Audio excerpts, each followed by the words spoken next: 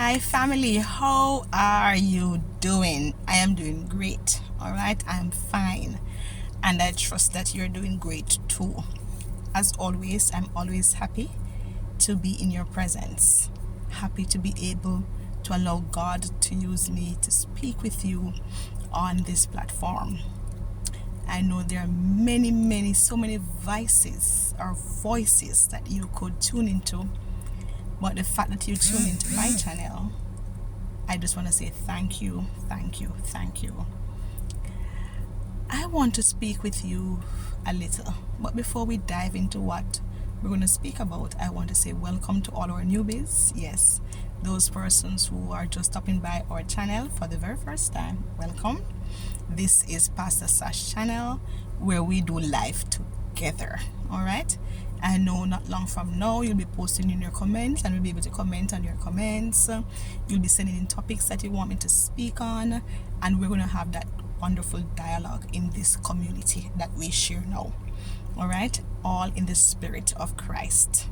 Of course, to all our regular family visitors to our channel, our family members to our channel, hey, welcome again. I hope your day is going great. I just want to talk to you a little on the topic that we have been conducting in Sunday school over the past month. All right, and our topic is accepting discipline. Yes, accepting discipline. Now, many persons, once they hear the word discipline, they begin to shake their heads like what I'm doing. They don't want to hear about it because they always think that discipline is a bad thing. And you know that discipline is not a bad thing. How we see discipline or view discipline, if you will, how discipline is carried out, responses or reactions to discipline may come across in a bad way or a negative way or even an abusive way. But when discipline is done in the proper way and looked at in the proper way and accepted in the right way, discipline can be a good thing. All right? Now, all of us, as long as we live, fall under some authority.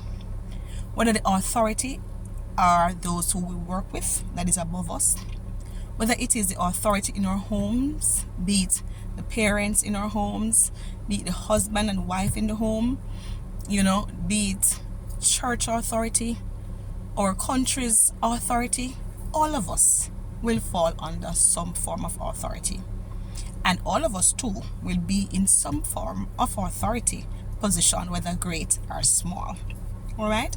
So it is, if it is that all of us will find ourselves under some form or type of authority as we go along in this life, it therefore means that we must learn to accept discipline.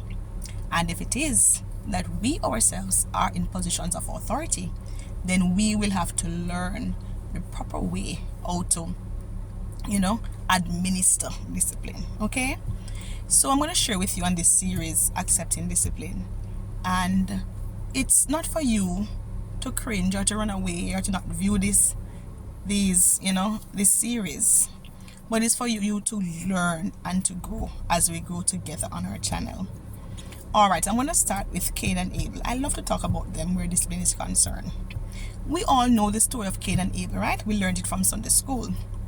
We realized that Abel, the Bible tells us in Genesis, gave God an excellent sacrifice. God was pleased with it, he blessed him, and he accepted it. Cain, on the other hand, sacrifice was not the best. God was not pleased with his sacrifice.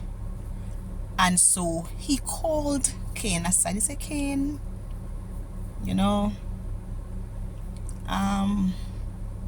sin is crouching at your door,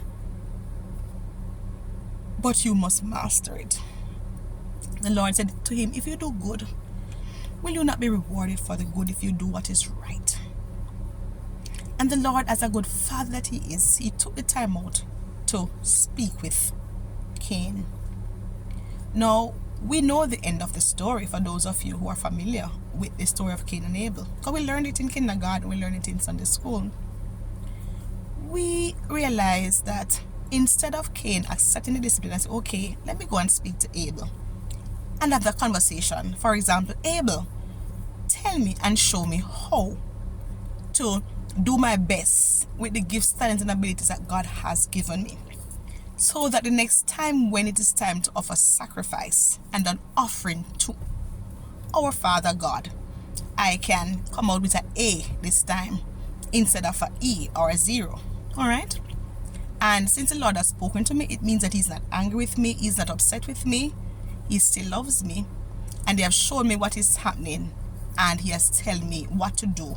He has instructed me that, hey, master it, because sin is crouching at my door. So He told me what is wrong, and He also told me how to make the wrong right. A good part of discipline does that when the person is able to explain to you where you went wrong and how you can do better next time. All right? So God gave us a good example of Him disciplining Cain when Cain's offering was not the best. However, after he sat there and had that father to son talk with Cain, Cain did not accept the discipline from God. Why and how do we know that? Well, how we know that is that the Bible tells us that Cain went ahead and killed his brother Abel. Then that is what tells us that he didn't accept it. Because if he had done that, instead of killing him, he would have tried his best to have a better offering. So both he and Abel can have A plus, A plus, A plus when God was grading their offering. On top of that, which means on top of killing his brother, when God came and asked him for his brother, not that God knew where he was, but He wanted to have that conversation with Cain, testing Cain's heart temperature, looking at Cain's heart posture.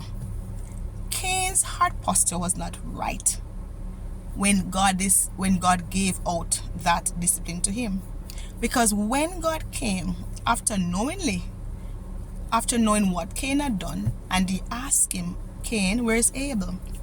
God already knew the answer because He is the all-knowing God. And instead of Cain saying,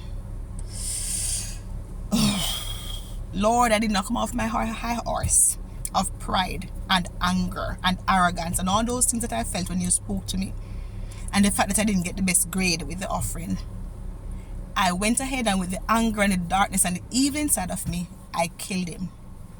Instead of being honest and forthright and just telling the Lord what took place, he in turn asked the Lord, am I my brother's keeper? So on top of not accepting God's discipline, he became disrespectful. Can I tell someone today that when we refuse to accept discipline, it takes us deeper and further down the road of sin's destructive way. It takes us wider into our sin.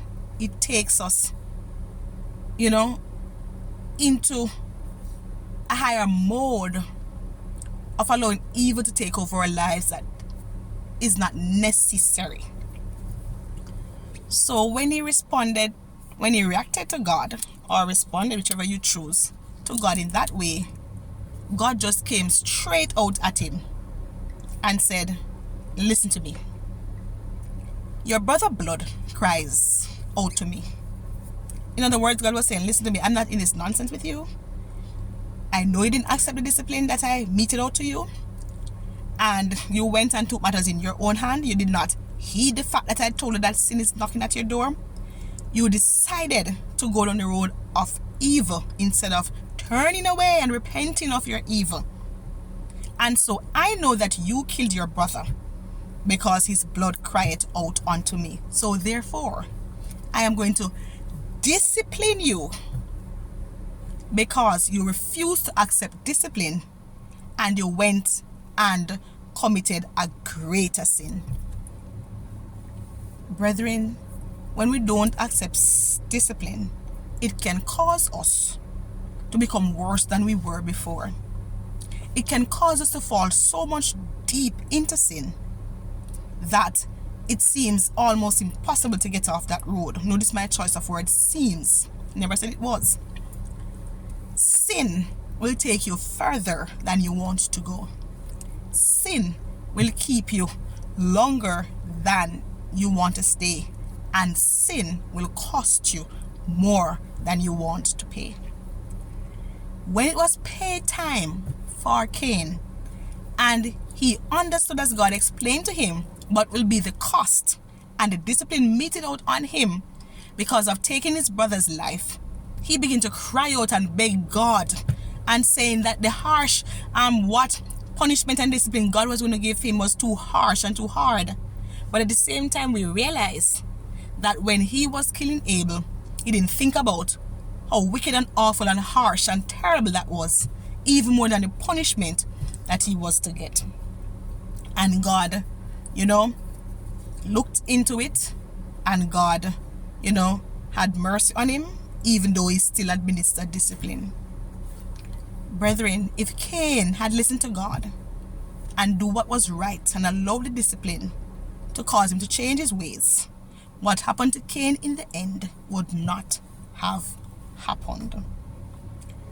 I come to you with this message to help you as I help myself to learn that in whatever era of our lives, whoever is the authority figure that is responsible to discipline us at different era and stages in our life, let us accept the discipline. All right? And the first part of this series is accepting the discipline. When I come back again, we'll speak on the how of discipline, the why of discipline, the where of discipline, and all those kinds of stuff. But open your heart. Don't feel like you're too big and above discipline, because we're all under some form of authority. And of course, we too sit in positions of authority. So, and when we sit in positions of authority, we want persons to accept the discipline that we mete out on them. So it is those who are above us expects us to accept the discipline that is meted out on us by those above us, once it's done in the right way. All right, and for the right reasons. So I say that to say to you today, don't see discipline as a bad thing. Again, the way, the how, the why, the when, and all that, can determine the outcome of discipline.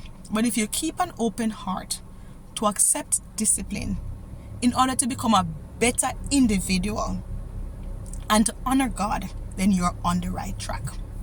So today, I don't know what's going on in your life, but be open to accept discipline, because it is there to help us to stay on the right track.